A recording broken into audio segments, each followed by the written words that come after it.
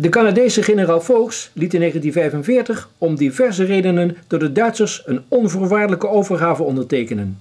In West-Nederland wilde het Duitse leger zich niet overgeven. Er moesten voedseltransporten naartoe en daarbij de samenwerking met de Engelse generaal Montgomery verliep uiterst moeizaam. De Canadese luitenant George Molnar was van Hongaarse afkomst en zeer vertrouwd met de Duitse taal. Tijdens de gesprekken op 5 mei in Hotel de Wereld zat hij als tolk naast generaal Foulkes en kan als enige dit nog navertellen. How would you describe the demeanor of those German generals and officers sitting there, obviously at the worst of their worst day of their lives? Well, I think they conducted themselves professionally.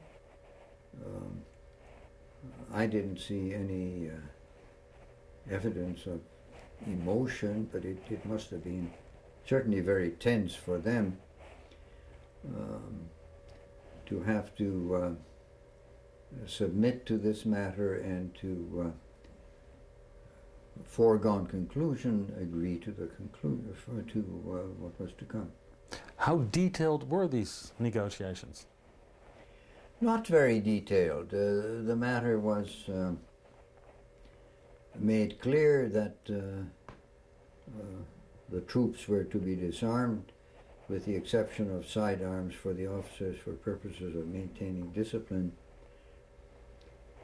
and that the object was to have the German troops as peacefully and with as much discipline as possible and with the greatest possible speed remove themselves from Dutch territory. Did the German generals on the other side of the table immediately commit themselves to those demands? I certainly don't recall any protestations. This German general was the chief of staff to Colonel General von Blaskowitz, who only appeared at the successive meeting. I, at the time, did not know that there would be yet another meeting, and But did they question a lot? They had some questions, yes, about the limits of their possible self-defense if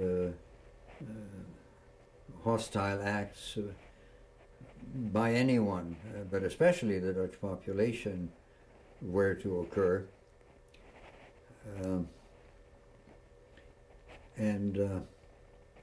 Again, they had a very limited agenda, limited opportunities to deal with this, and they soon recognized that. So what would you say were the biggest concerns of the Germans that day?